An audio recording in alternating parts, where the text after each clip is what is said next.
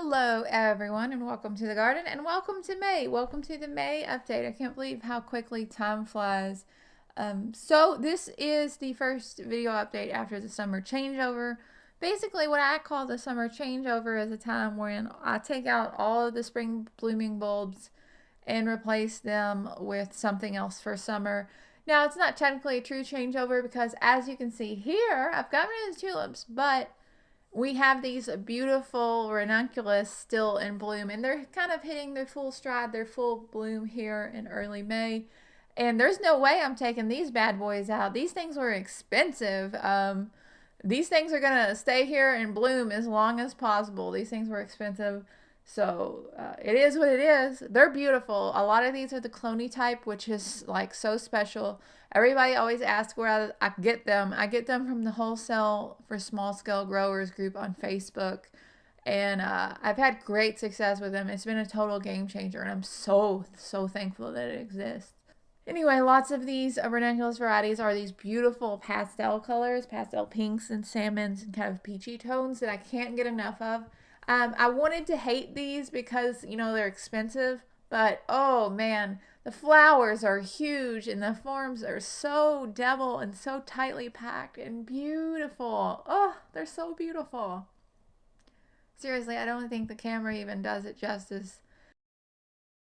Oh, I just wish I had more of them. I can't help it. And of course, there's plant breeders' rights, so you can't even save them. That's a whole other story. Anyway, enough babbling on and on about the ranunculus. You'll see more of the ranunculus in the ranunculus video when I finally get around to making it. Moving on, the tulips. Talking about the tulips. All of the tulips were gone. All of them had, you know, bloomed and either been picked or been rained on so much that I didn't pick them. And I removed all that foliage. They are not a perennial here in my zone. They behave like an annual, and no matter how hard I try to get them to behave like a perennial, they will not do it here in my zone. So I just completely rip out the plants, bulbs included. Well, at least I try to get the bulbs, but my soil is so heavy. It's a heavy clay. Most of the bulbs just stay in the ground because the stems snap when I pull them. But I just till them under. I just kind of work them under whenever I plant something else. Probably in this bed is going to be the dahlias. We are very fortunate that I am going to be able to stay in this garden just a little bit longer. Hopefully keeping my fingers crossed to the end of the season. I'm definitely not going to be able to plant anything for next spring in this garden, but I might be able to finish out the summer in this garden. So I'm very glad because I haven't found anywhere to go. Everything's so expensive right now. I don't know what to do. That's not your problem. Anyway, that's besides the point. I'm rambling. So I'm going to put the dahlias here where the tulips are. I think that should look really good. And I also picked out the anemone bed. I tore up the anemone bed. And here in the anemone bed, we have some beautiful petunias. These are the Italian Allegro Doppio Italian double petunias. That was a mouthful, and I'm sure I misspoke. I said that wrong. But these are those beautiful tall double petunias that I grew a couple years ago. I'm growing them again. I'm definitely going to net them this time because they do get so tall, but these are insanely gorgeous. I love the shades of purple and everything there. Also in the garden, I did want to show you the peonies. A couple of my peonies are starting to bud up, and some of the ones in the front yard are budding up as well. Even though I'm not going to go out and video the front yard, I probably will show you the blooms. Maybe we'll do a miniature peony tour since I will have some of the peonies blooming this year for the first time. Also, the snapdragons are getting huge. Seriously, look how tall these snapdragons are. These are the best snapdragons I've grown in a couple years. I'm so excited. Last year I had a complete failure with snapdragons because of some white mold in the hoop house. But this year they are looking gorgeous. They're so tall, and these things are going to be busting open and be colorful any day now. I can see the buds on there. It's just a matter of time. I am really eager to show you all that. If you want a tour of that too, I only have 2 varieties, but I'll be happy to make a tour video. If you're interested, just let me know down in the comments below.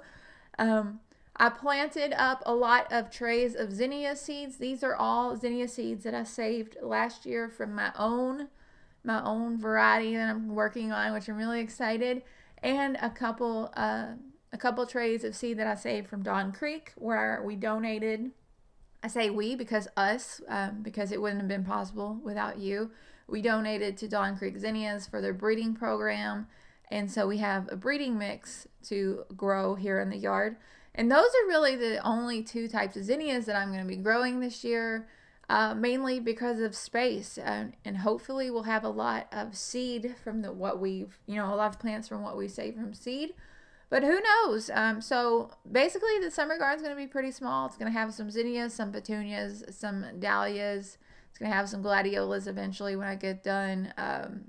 Gladiolas are going to replace the snapdragons.